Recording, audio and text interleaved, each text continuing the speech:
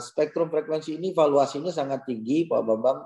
Kami dari tahun ke tahun menghasilkan penerimaan negara bukan pajak yang sangat besar. Kisarannya itu tahun kemarin itu 20 triliunan, Pak. Kami melakukan store PNBP 1 tahun, 20 triliun dari penghasilan spektrum frekuensi radio ini. Kemudian spektrum frekuensi ini juga termasuk untuk mengurus koordinasi satelit internasional. Kita adalah negara kepulauan yang sangat bertumpu pada komunikasi satelit. Tidak mungkin kita bisa menyelesaikan komunikasi kita hanya dengan sistem komunikasi terestrial, tapi harus dilengkapi dengan sistem satelit, karena negara kita kepulauan yang tersebar dengan penduduk yang tidak merata seperti itu.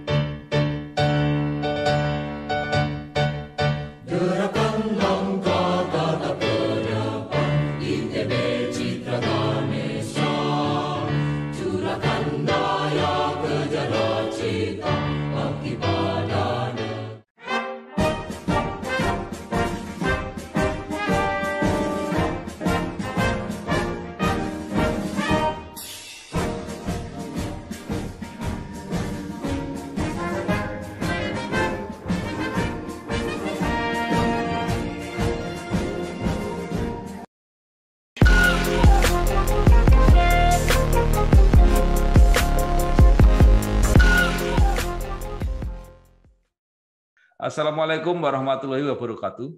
Bersama saya Bambang Sadono di kanal Inspirasi untuk Bangsa. Mudah-mudahan kanal ini selalu bisa memberi inspirasi, motivasi, dan edukasi. Kami sedang mempersiapkan beberapa video wawancara untuk ikut memberi makna 63 tahun Institut Teknologi Bandung. Saat ini saya sudah bersama dengan salah seorang alumnus ITB, yaitu Bapak Dr. Insinyur Ismail MT. Beliau sekarang adalah Dirjen Sumber Daya Perangkat Pos dan Informatika. Apa kabar, Pak? Baik, Pak. Alhamdulillah, Pak Bambang sehat. Iya. Bapak kelihatannya sudah sangat lama di Kominfo, walaupun dulu di Postel. Mungkin bisa diceritakan pengalaman Bapak, mulai kuliah di ITB, kemudian Magister Teknik di UI, perjalanan karir di lingkungan Postel, sampai sekarang bergabung dan menjadi Dirjen Sumber Daya Perangkat Pos dan Informatika Kementerian Kominfo, Kementerian Komunikasi dan Informatika. Monggo silakan, Pak. Baik, terima kasih Pak Bambang. Pertama-tama saya mengucapkan terima kasih ini dan sebuah kehormatan buat saya diwawancara oleh Pak Bambang, sebuah tokoh pers senior Indonesia gitu yang luar biasa, dan saya mengetahui lah Pak Bambang dari kiprah-kiprah tulisan dan kiprah Bapak ya selama ini gitu, dan ini apalagi terkait dengan masalah ITB yang alma mater saya sejak muda ya. Saya pertama kali sampai di Bandung itu tahun 87 Pak Bambang, masuk di jurusan Teknik Fisika ITB ya tahun 87. Saat itu ya luar biasa ya, ITB masih merupakan sebuah kampus idaman anak-anak muda ya, mungkin sampai sekarang ya masih jelas ya.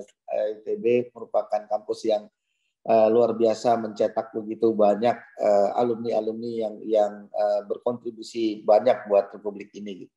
Jadi saya pertama masuk tahun 87 Pak Bambang, dan mengikuti kuliah-kuliah di Fakultas Teknologi Industri dan jurusannya Teknik Fisika.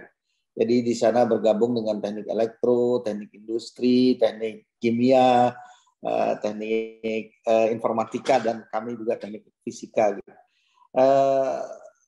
Jujur saja Pak, waktu saya kuliah di ITB itu saya orang kampung ya, datang ke kampus yang begitu hingar-bingar. Saya terbawa arus untuk menjadi aktivis, Pak Bambang. Jadi pada saat itu di kampus ITB itu saya kurang terlalu konsentrasi di bidang akademik, Pak. Ya, Ini apa ya, kampus itu luar biasa membawa nuansa untuk saya ikut berbagai macam aktivitas sejak masuk ya, sejak TPB.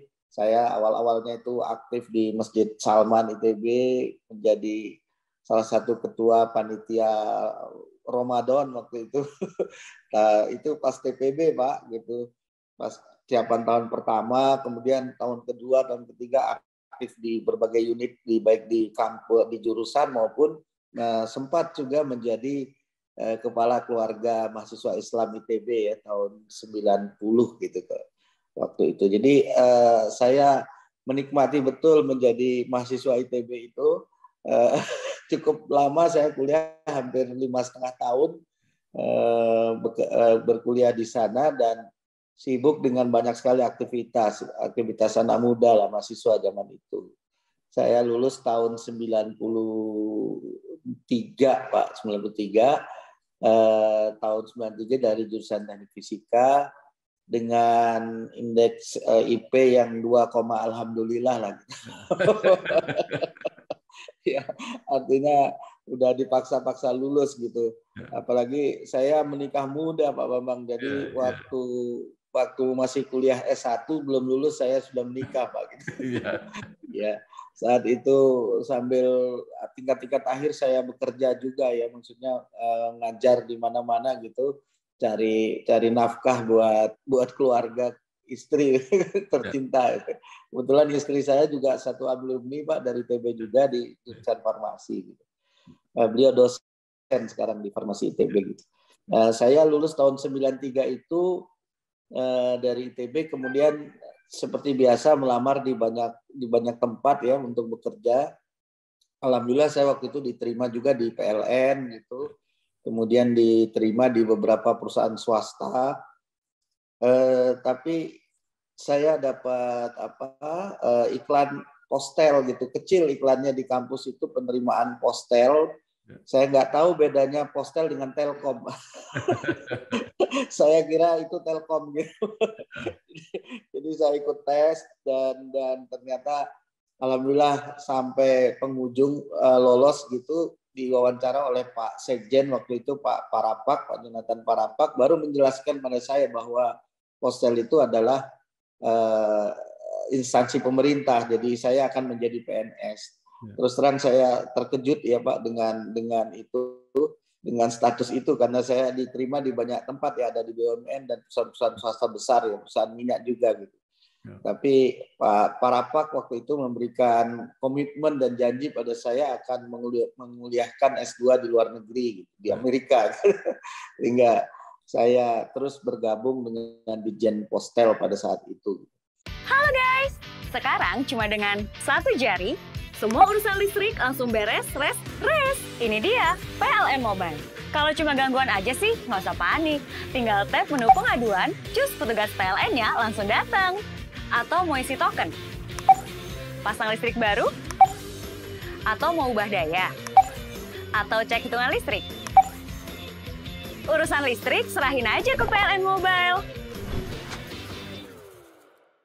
Nah, pada saat itulah Pak, saya mulai bekerja dan berkarir, dan baru mengetahui bahwa industri telekomunikasi itu luar biasa ya, pentingnya buat bangsa dan negara, dan menjadi regulator gitu. Baru saya memahami bahwa memang menjadi regulator itu memerlukan ya kecerdasan dan kemampuan wawasan yang paripurna, karena mengatur industri, ya, bahkan mengatur Telkom dalam hal ini juga, salah satu perusahaan BUMN terbesar di Indonesia gitu.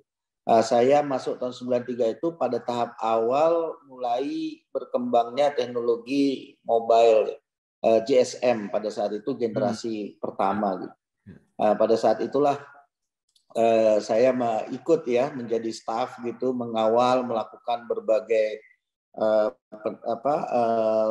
menyusun regulasi-regulasi teknis, dan membantu Pak Dirjen dan seluruh jajaran di sana di waktu itu, Ditjen Postel, untuk mengatur pengaturan berpindahnya tren komunikasi dari fixed line, dari telepon biasa PSTN itu menjadi telepon bergerak atau telepon mobile.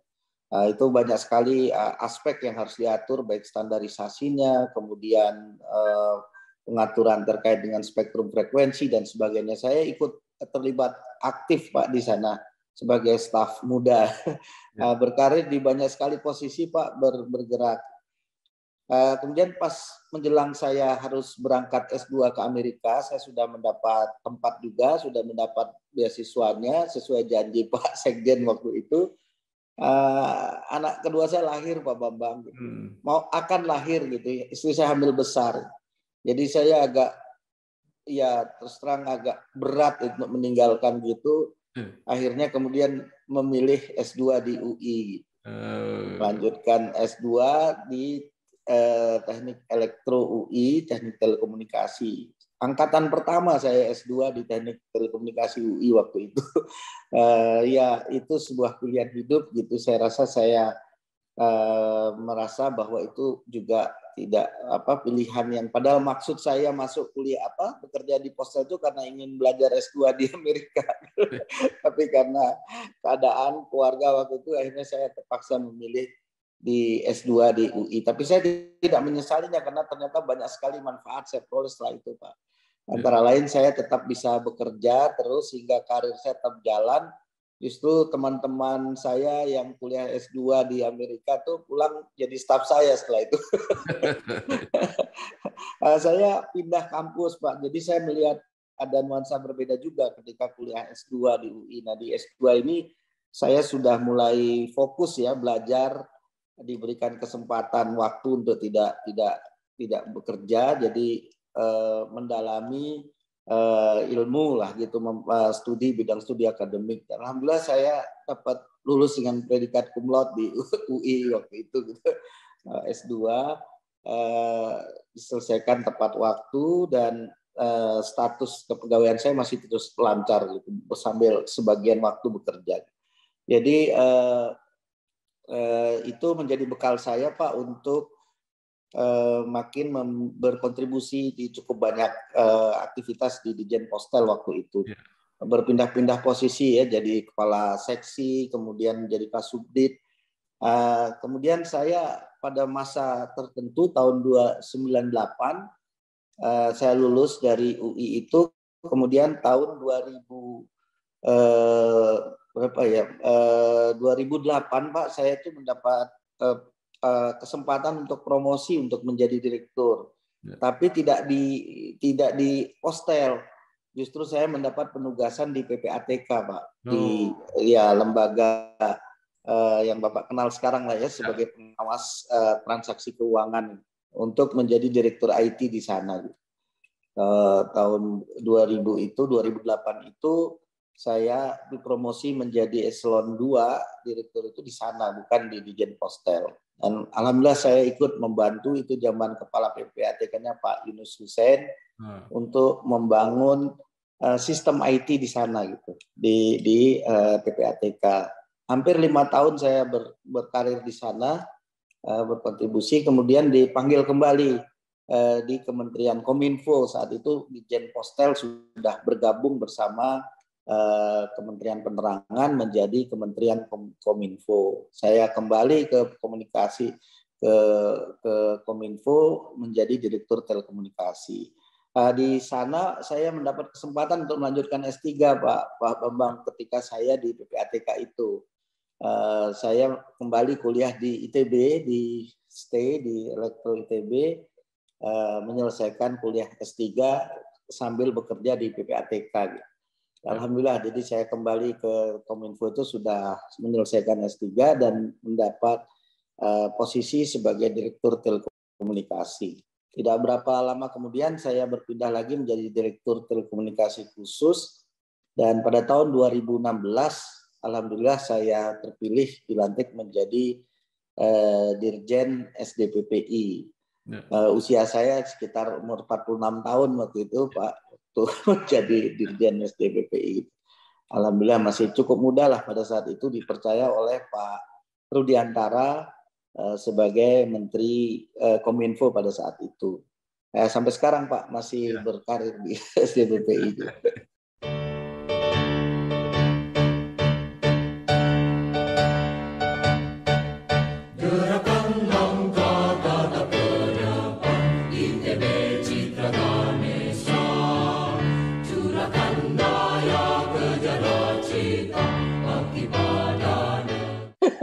Berarti dirjennya cukup panjang di satu tempat, Pak ya? Iya, ini sudah 5 tahun, Pak. Jadi ada perpanjangan kemarin lagi.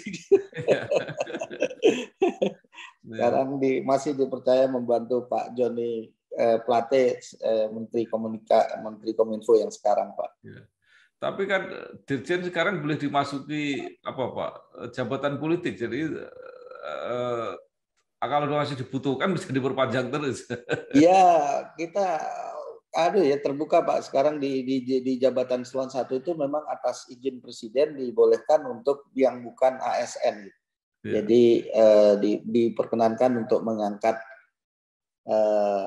seseorang atau ahli expert gitu menjadi dirjen, tapi atas izin presiden. Di Kominfo ada 2, Pak, dirjen yang tidak berlatar belakang ASN. Ya, itu Pak Samuel Pangerapan dan Pak Usman sekarang. Dua-duanya sudah saya wawancara, Pak, itu. Oh gitu. Ya, dalam program yang berbeda. Ya. Jadi kalau saya ini memang murni, Pak, pejabat karir. Jadi sejak karena muda itu saya dari PNS itu sudah tahun 1993, Pak, gitu. Jadi memang. Siapkan diri, teguhkan hati, tegakkan tekad pribadi, langkah dan karya nyatakan pasti, dambaan ibu pertiwi, hai putra bangsa insan bersama. Pak Ismail, mungkin bisa diceritakan, Pak, tentang ruang lingkup ini Dirjen Sumber Daya Perangkat Pos dan Informatika. Karena dari gramatika namanya ini agak unik ya. Apakah ini konsentrasinya di sumber dayanya atau di perangkatnya? Ya. Dan antara pos dan informatika ini kan agak beda ini kelihatannya. Iya, baik Pak Bambang. Jadi begini Pak, itu ada 2, sumber daya dan perangkat. Ya. Yang dimaksud sumber daya di sini ini maksudnya adalah spektrum frekuensi radio, Pak. Jadi spektrum frekuensi radio ini adalah sumber daya alam yang sebenarnya sangat penting, Pak, dan bersifat terbatas dan memiliki nilai yang sangat strategis dan valuasi ekonomi yang sangat tinggi juga. Jadi ruang lingkup kerjaan saya itu dua hal itu, spektrum frekuensi dan perangkat telepos dan informatika. Tentu di dalamnya dimaksudnya adalah telekomunikasi. Nah, sumber daya perangkat ini termasuk juga termasuk dengan kaitan masalah satelit, Pak. Jadi koordinasi satelit. Spektrum frekuensi radio ini tidak hanya dibutuhkan untuk kepentingan komunikasi, Pak Bambang, tapi juga dibutuhkan untuk banyak kepentingan ya. Misalnya untuk penerbangan, cuaca, kemudian untuk bahkan pertahanan keamanan dan sebagainya. Jadi kami mengelola dalam hal ini secara utuh prosesnya, sejak proses perencanaan spektrum sampai perizinan, kemudian melakukan pengawasan pengendalian.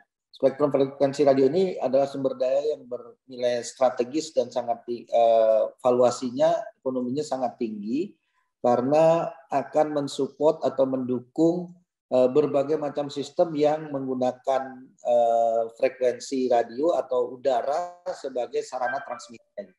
Nah, seperti Pak Bambang mungkin ketahui, lebih dari 90% telekomunikasi di Indonesia ini sekarang bertumpu pada mobile communication, Pak, mobile. Jadi koneksi masyarakat itu sebagian besar sekarang menggunakan teknologi atau komunikasi seluler. Dan inti atau jantung dari telekomunikasi seluler itu adalah spektrum frekuensi radio. Spektrum frekuensi radionya harus tersedia cukup dan bersih dari gangguan. Spektrum frekuensi juga sangat penting untuk dijaga, Pak, karena mengandung unsur keselamatan jiwa manusia. Ya. Contohnya misalnya frekuensi yang digunakan untuk penerbangan, komunikasi antara pilot dengan menara kontrol. Itu sama sekali tidak boleh terganggu gitu, karena itu akan sangat membahayakan. Juga di laut untuk pelayaran, juga untuk kepentingan informasi cuaca, radar dan sebagainya yang sangat strategis. Spektrum frekuensi ini valuasinya sangat tinggi, Pak Bambang. Kami dari tahun ke tahun menghasilkan penerimaan negara bukan pajak yang sangat besar. Kisarannya itu tahun kemarin itu 20 triliunan, Pak. Kami melakukan store PNBP 1 tahun. 20 triliun dari penghasilan spektrum frekuensi radio ini. Kemudian spektrum frekuensi ini juga termasuk untuk mengurus koordinasi satelit internasional. Kita adalah negara kepulauan yang sangat bertumpu pada komunikasi satelit. Tidak mungkin kita bisa menyelesaikan komunikasi kita hanya dengan sistem komunikasi terestrial, tapi harus dilengkapi dengan sistem satelit, karena negara kita kepulauan yang tersebar dengan penduduk yang tidak merata seperti itu. Kemudian di Gen saya juga mengelola masalah perangkat, Pak, standarisasi perangkat agar perangkat-perangkat telekomunikasi yang digunakan masyarakat itu sehat dan aman. Karena banyak perangkat-perangkat telekomunikasi itu yang memancarkan sinyal radio yang berpotensi untuk mengganggu kesehatan manusia gitu, Pak. Kalau tidak dilakukan proteksi, artinya perlu kita melakukan pengujian dan standarisasi agar perangkat yang digunakan masyarakat itu aman, tidak terhindar dari gangguan kesehatan dan sebagainya. Bahkan kami baru saja menyelesaikan suatu program penting, melakukan pengendalian IMEI di handphone gitu, yang sangat rentan dari penyelundupan. Hampir 2,8 triliun potensi kerugian negara akibat penyelundupan HP selama ini. Kita dari Ditjen CPPI memberikan dukungan penuh kepada Kementerian Perindustrian, Perdagangan, Bea Cukai dan sebagainya untuk membantu kontrol atau pengendalian IMEI handphone atau nomor identitas dari HP yang ada di dalam setiap perangkat yang tidak bisa digunakan kalau masuk secara ilegal. Nah, jadi fungsi-fungsi kami ini adalah menyiapkan spektrum frekuensi secara baik, menjaga kualitas perangkat yang beredar, kemudian mendukung teknologi komunikasi satelit dan sebagainya. Kami berkoordinasi dengan banyak sekali institusi yang menggunakan spektrum frekuensi radio, tidak hanya untuk komunikasi tapi juga untuk broadcasting, penyiaran, Pak, radio, TV dan sebagainya. Dan mungkin di Kementerian Kominfo ini yang memiliki instansi sampai di daerah itu hanya di Ditjen SDPPI, Pak, karena kami memiliki balai monitoring di seluruh provinsi, Pak, yang melakukan monitor pengamanan terhadap spektrum frekuensi radio itu. Ya, ini tugas kami, Pak, sehari-hari. Jadi kalau di mungkin memang lebih di dapur, Pak, bukan Direktorat Jenderal yang etalase di bagian depan gitu, tapi kami bekerja dalam senyap gitu. Menjaga keselamatan, menjaga ini dan penghasilan negara juga, Pak. Tugas mulia menantimu, semangat dan tekad kembangkan selalu, sinar terang pasti datang, kajilah ilmu dan teknologi, seni dan budaya bangsaku. Pak, kalau yang sering disampaikan kan fasilitas frekuensi spektrum frekuensi radio ini terbatas, Pak. Tapi kan sebenarnya kan kalau kelihatannya kan nggak terbatas, Pak. Tinggal pengaturannya aja sebenarnya alokasi. Ya, betul, Pak. Makna terbatas di sini itu adalah harus sesuai dengan peruntukannya, Pak. Jadi kalau gampang itu saya sering pakai itu seperti kue lapis itu, Pak, contohnya. Jadi kue lapis itu adalah lapisan-lapisan jenis-jenis layanan itu, Pak. Jadi kalau ada lapisan untuk radio komunikasi, ada lapisan untuk radio FM, ada lapisan untuk radio seluler, ada lapisan untuk satelit dan seterusnya. Itu tidak boleh mengganggu, karena kalau berpindah frekuensi itu digunakan oleh sistem yang lain, maka terjadi interferensi, maka terjadi gangguan dan tidak bisa digunakan. Nah, terbatasnya karena wilayah spektrum frekuensi radio itu dibatasi oleh 3 sumbu, Pak. Pertama spektrumnya, yang kedua adalah waktunya, dan yang ketiga adalah areanya. Jadi kita harus bisa mengatur spektrum itu digunakan di mana, waktunya kapan, dengan spektrum di band frekuensi spektrum yang mana. Nah, itulah disebut terbatas karena kita nggak bisa semena-mena menggunakan semua spektrum untuk salah satu jenis teknologi tertentu, Pak. Itu. Dan spektrum itu diaturnya bukan oleh negara sendiri, Pak, tapi kita diatur secara internasional. Ada forum internasional yang di bawah ITU, Internet Telecommunication Union, untuk kita menjadikan referensi, Pak. Sampai masa gembira, tentangkan sayang, pancarkan citra, cerdaskan negara, hantarkan bangsa, hantarkan Indonesia, ayo bangsa. Pak, sekarang dengan disrupsi teknologi komunikasi informasi ini, apa yang berubah? Karena misalnya ya di dunia penyiaran, saya melihat misalnya kayak radio itu juga mungkin televisi itu semakin peminatnya semakin berkurang. Apakah kebutuhannya itu kan bisa dipakai yang lain menurut saya? Iya. Kalau boleh sedikit saya jelaskan dulu, Pak Bambang, apa sih yang dimaksud dengan disrupsi teknologi? Jadi teknologi informasi atau teknologi ICT ini memang mendisrupt, Pak. Mendisrupt itu artinya mengacaukan.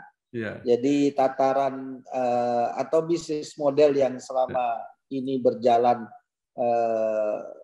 tidak memanfaatkan ruang digital, dengan hadirnya teknologi ICT itu memanfaatkan ruang digital dan mengubah model bisnis. Contohnya misalnya di transportasi, Pak. Ketika hadir layanan seperti Gojek, Grab dan sebagainya, teknologi IT yang dimanfaatkan di sana mendisrupsi dari tataran di sektor transportasi. Begitu juga di industri keuangan. Industri keuangan yang mungkin jasa perbankan yang selama ini konvensional lakukan menggunakan ATM, perbankan, ini dengan hadirnya teknologi informasi ICT terdisrupsi layanan di sistem keuangan itu. Model kemudian lahir fintech, lahir kredit online, lahir itu karena pemanfaatan IT, sehingga itulah mengapa disebut sebagai disrupsi teknologi. Jadi teknologi ICT ini memang mengacaukan tatanan industri yang konvensional. Nah, banyak lapisan telekomunikasi itu yang terdisrupsi, misalnya di televisi. Tadinya televisi analog pindah ke TV digital, maka TV analognya terdisrupsi. Tapi untuk konteks radio, Pak, ini agak berbeda. Karena radio itu adalah radio FM ya, khususnya FM dan AM. Ini adalah radio yang penyiaran yang sudah dimanfaatkan begitu luas oleh masyarakat. Jadi punya segmen tertentu. Dia tidak mudah untuk digantikan dengan sistem yang lain.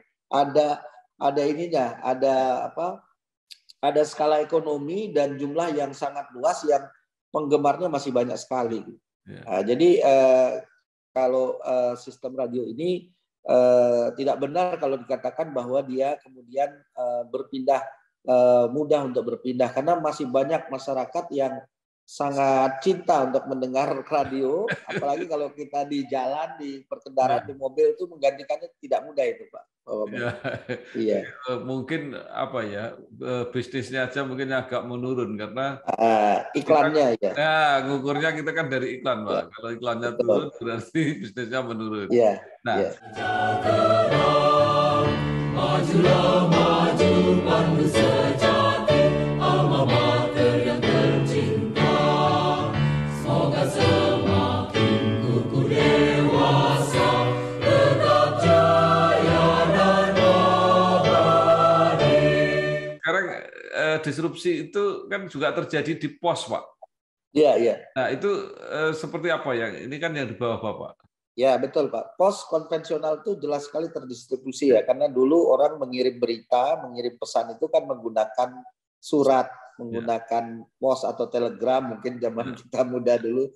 Itu jelas sekali itu terdistribusi karena sudah digantikan dengan menggunakan mengirim pesan, informasi, bahkan video call menggunakan teknologi telekomunikasi atau ICT. Tapi ada evolusi yang terjadi di bisnis pos, Pak, yang berpindah ke logistik. Misalnya kita ambil contoh e-commerce. E-commerce itu terdiri dari 3 pilar, Pak. Jadi pilar marketplace-nya, pilar pembayarannya atau sistem pembayarannya, dan yang ketiga pilar logistiknya. Jadi ekonomi digital itu sebenarnya masih sangat bergantung pada logistik, pengiriman barang. Jadi pos itu berevolusi pindah ke sini, Pak, ke logistik. Jadi masih relevan dengan konteks transformasi digital. Cuman bentuknya bukan surat ya, tapi pengiriman barang, Pak.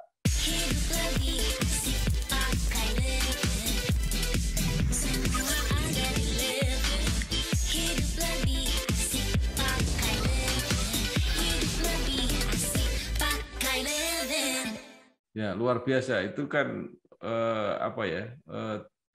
perusahaan-perusahaan pengiriman barang yang swasta pun kan berkembang sangat pesat itu sebenarnya. Pesat sekali ya. Yeah. Nah,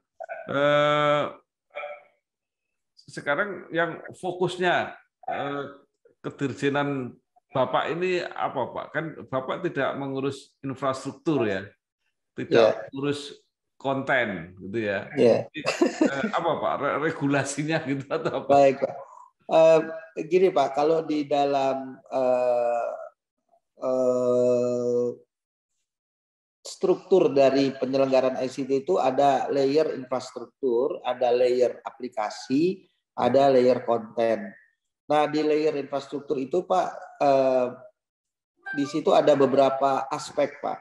Pertama adalah aspek jaringan. Nah, jaringannya ini ada yang mobile, ada yang fixed. Jadi spektrum frekuensi radio itu sebenarnya masih bagian dari layer infrastruktur, Pak Bambang. Karena apa? Karena sistem yang dibangun itu adalah sistem mobile yang berkembang. Juga terkait dengan perangkat. Jadi ada istilahnya itu di ICT itu DNA, Pak. Device, network, dan application. Nah, saya itu berkutat di 2 hal ini, device dan network. Device-nya harus dijaga tadi kualitas dan kesehatan masyarakat dan kualitasnya dan sebagainya. Kemudian network itu khususnya yang network yang mobile yang menggunakan spektrum frekuensi ini adalah bagian dari ranah Ditjen SDWPI juga, Pak. Termasuk khususnya 5G misalnya. 5G ini kan teknologi broadband communication yang terbaru ini jelas sangat membutuhkan spektrum frekuensi yang lebar di banyak band dan tersedia dengan affordable price. Jadi fungsi saya salah satunya itu adalah menjaga agar infrastruktur telekomunikasi di Indonesia itu tersedia secara merata di mana-mana dengan kualitas yang baik dan dengan affordable price. Tarif yang terjangkau. Ini fungsi kita yang penting di konteks transformasi digital Indonesia, Pak.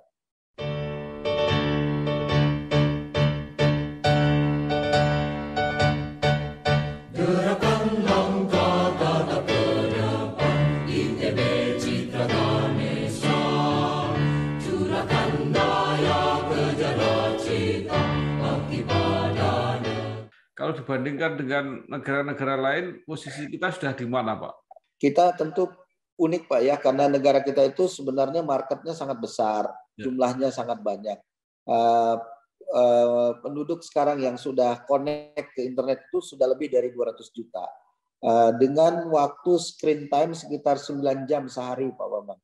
Berarti ini sudah menjadi bagian dari kehidupan yang luar biasa ya, terutama generasi muda ini, anak-anak kita dan cucu kita itu sudah tidak bisa lepas dari dunia digital ya, karena 9 jam minimum rata-rata sehari di depan screen.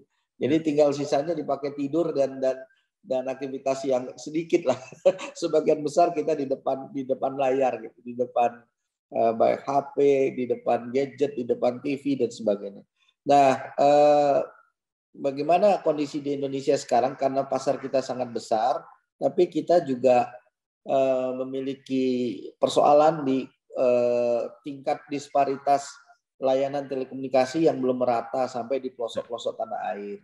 Jadi ini merupakan tantangan yang berat ya buat Indonesia itu untuk mengejar ketertinggalan pembangunan infrastruktur. Maka Kementerian Kominfo ini benar-benar konsentrasi penuh untuk memastikan bahwa semua masyarakat itu memiliki haknya untuk dapat connect ke dunia informasi, dunia digital. Maka ini menjadi suatu tantangan yang luar biasa, Pak Bambang. Status kita kalau membandingkan dengan negara-negara kota seperti Singapura atau kota-kota besar ya nggak bisa karena negara kita negara yang sangat luas. Ya. Jadi walaupun secara agregat mungkin kita berada di bawah, tapi secara kota-kota besar kita banyak sekali yang sudah maju, Pak Bambang. Ya. Siapkan diri, teguhkan hati, tegakkan tekad pribadi, langkah dan karya nyatakan pasti, dambaan Ibu Pertiwi, hai putra bangsa insan bersama. Bu, pinjam mobil? Boleh, tapi nanti anterin Ibu arisan dulu sama isin pulsa. Transferin buat bayar arisan, terus nanti ambilin cash juga. Pinjam mobil sekali, nantinya banyak. Makanya perbanyak transaksi, kumpulkan poin, lalu tukar dengan kupon undian di BNI Mobile Banking dan menangkan hadiahnya. Gak pakai nanti.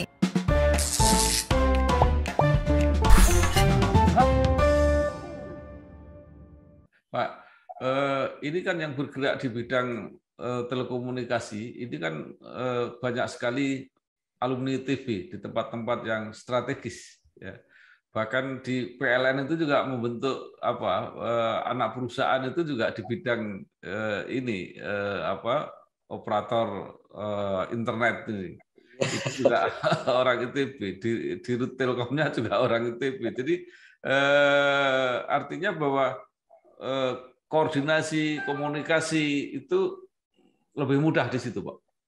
Oh iya, itu betul ya Pak. Kalau kita istilahnya sama teman dan kenal, kan tentu komunikasi akan terjalin lebih cepat dan lebih baik.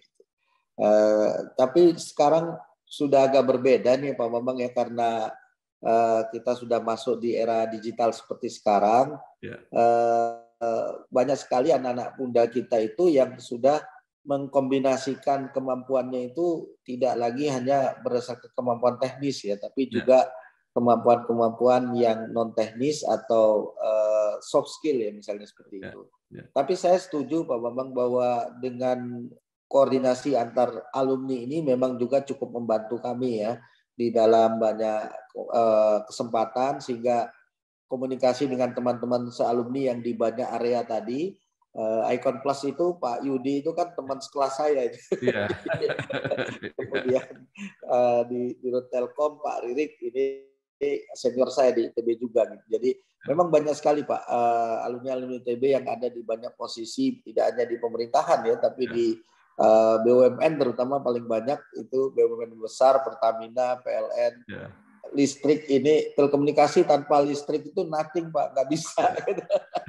Karena nggak mungkin kita bisa hidupkan telekomunikasi tanpa listrik. Jadi saya setuju Pak, koordinasinya memang sangat banyak membantu.